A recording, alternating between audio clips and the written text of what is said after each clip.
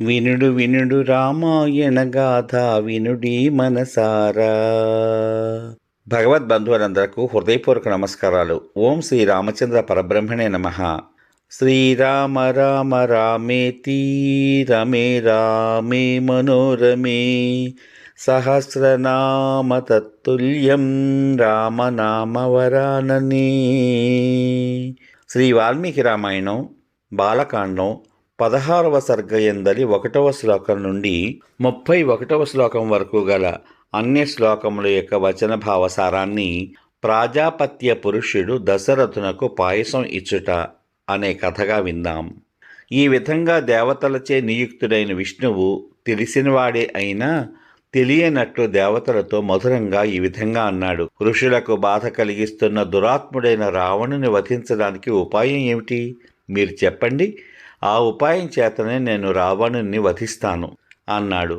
మనుష్య శరీరం ధరించి యుద్ధరంగమున రావణుని వధించండి అని దేవతలు ప్రత్యుత్తరం ఇచ్చారు. ఆ రావణుడు చాలా కాలం దీర్ఘ తపస్సు చేయగా బ్రహ్మదేవుడు ఆ తపస్సునకు సంతోషించాడు.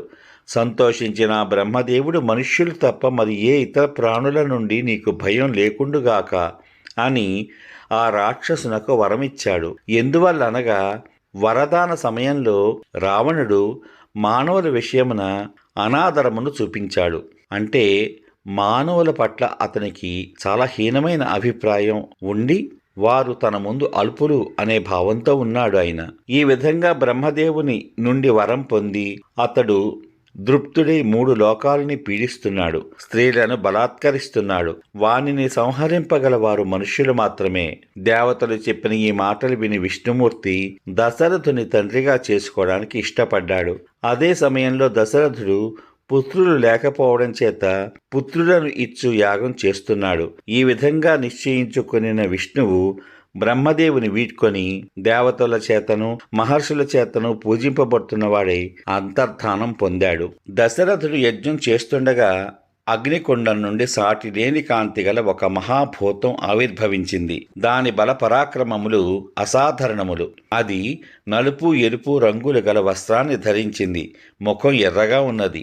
దాని కంఠధ్వని దుందుభిధ్వని వలె గంభీరంగా ఉంది. మెత్తగా ఉన్న దాని రోమములు, మీసాలు, వెంట్రుకలు సింహము జూలు రంగులో ఉన్నాయి. పర్వత శిఖరము వంటి ఔన్నత్యం గల ఆ భూతము యొక్క నడక దర్పంతో కూడిన పెద్ద పులి నడక వలె ఉన్నది. దాని ఆకారం సూర్యుని వలెను, అది ప్రజ్వలించుచున్న అగ్ని శిఖ వలెను ఉన్నది. ఆ భూతం తన 2 చేతులతో ఒక మేలిమి బంగారు పాత్రను అత్యాదరంతో తీసుకుని వచ్చింది. దివ్య పాయసంతో నిండి ఉన్న ఆ బంగారు పాత్రపై వెండి మూత ఉన్నది. అది మాయచే నిర్మింపబడినదా అన్నట్లుగా అత్యద్భుతంగా ఉన్నది. ఆ భూతము దశరథ మహారాజుని చూసి ఈ విధంగా పలికింది: ఓ రాజా, నేను ప్రజాపతి పంపగా ఇక్కడకు వచ్చాను. ఆ రాజు చేతులు జోడించి, పూజ్యుడా, నీకు స్వాగతం. నీ కొరకు నేనేం చెయ్యాలి అని పలికాడు. ఆ ప్రాజాపత్య పురుషుడు ఈ విధంగా సమాధానం చెప్పాడు: రాజా, నీవు దేవతలను అర్చించుచున్నందులకు ఫలితంగా నేడు ఇది నీకు లభించింది. ఈ పాయసము దేవతలు నిర్మించింది. ఇది సంతానాన్ని ఇస్తుంది, ధనాన్ని ఇస్తుంది, ఆరోగ్యాన్ని పెంచుతుంది. దీనిని తీసుకో. ఈ పాయసాన్ని నీ భార్యలలో తగిన వారికి ఇచ్చి తినమని చెప్పు. నీవు పుత్రుల కొరకై యాగం చేస్తున్నావు కదా, ఆ భార్యల యందు నీకు పుత్రులు జన్మించగలరు అని సమాధానమిచ్చాడు. దేవతలు వండిన అన్నంతో నింపి పంపిన ఆ బంగారు పాత్రను దశరథుడు శిరస్సు వంచి సవినయంగా అందుకుని సంతోషించాడు. మిక్కిలి సంతోషించిన దశరథుడు అద్భుతమైన ఆ భూతానికి ప్రదక్షిణం చేసి నమస్కరించాడు. దేవతలు నిర్మించిన ఆ పాయసం లభించడం చేత దశరథుడు ధనం లభించిన నిరుపేద వలె ఎంతో సంతోషించాడు.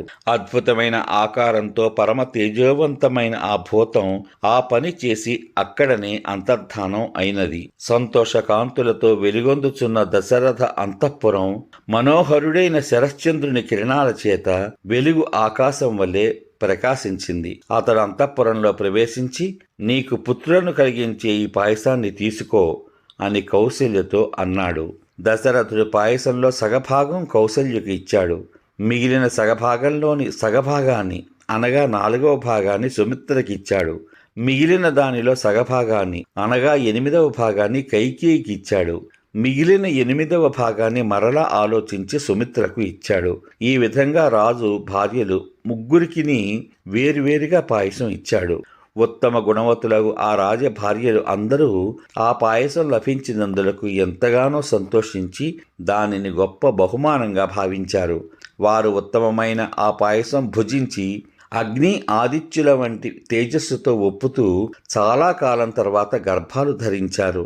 దశరథుడు గర్భవతులైన భార్యలను చూచి స్వస్థ చిత్తుడై స్వర్గమునందు దేవేంద్ర సిద్ధ ఋష్యాదుల చేత పూజింపబడిన విష్ణువు వలె ఎంతగానో సంతోషించాడు.